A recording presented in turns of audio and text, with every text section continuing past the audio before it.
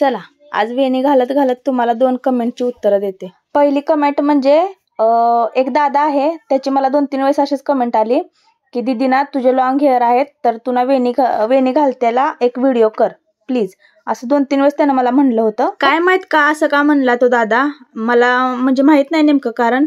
एकतर त्याला माझे केस आवडले असतील, नाहीतर मग मी जे रेग्युलर नुसती केस असं बांधून ठेवते ते बघून बघून त्याला बोर झाला असेल म्हणून त्यानं मला असं म्हणलं असेल, असं मला वाटतंय. काय पण नेमकं काय कारण आहे ते त्यालाच. पण एवढी रिस्पेक्टफुली त्यानं कमेंट केली मला, दीदी तू वेणी घाला, अशी 2-3 वेळेस केली. त्याच्यामुळे मग मी त्याच्यासाठीच हा व्हिडिओ बनवते. आणि एवढी परफेक्ट काही वेणी जमणार नाही मला, कारण आता सध्या ना माझ्या साईडला बाळ आहे छोटं, म्हणजे माझं छोटं बाळ. आणि नाहीच मला केस धुतल्यानंतर ना एवढी झापच्या झाप माझे केस असतात, त्याच्यात लवकर कंगवात जात नाही. त्याच्यामुळे ना कशी तरी साधी सिंपल मी घालते. आणि ह्याच कारणामुळे ना मी रोज असं वेण्या घालत बसत नाही, नुसती केस वर बांधत असते आणि कामाला लागत असते. चला एका कमेंटचं तर उत्तर झालं, आता दुसऱ्या कमेंटचं पण उत्तर लगेच देते.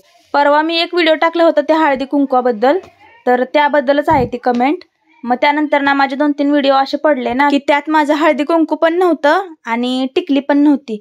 तर होतंय असं, मी ना कधी कधी माझ्या बाळाला फीड करायला घेतल्यानंतर, झोपवायला घेतल्यानंतर ना लगेच तो टिकली काढतोय किंवा हळदी कुंकू असलं की नाही लगेच विस्कटून टाकतोय.